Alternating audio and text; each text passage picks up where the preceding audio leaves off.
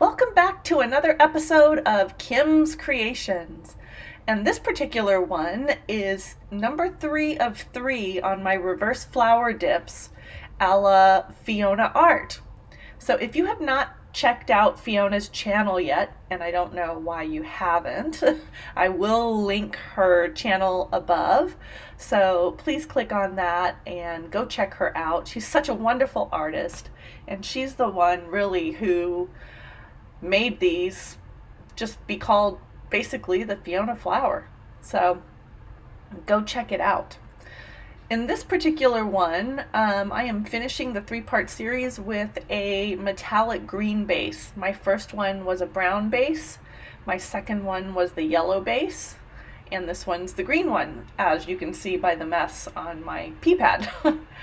So from here, I'm just going to put on some music. You guys can sit back, relax, and just watch that paint drip down the cup.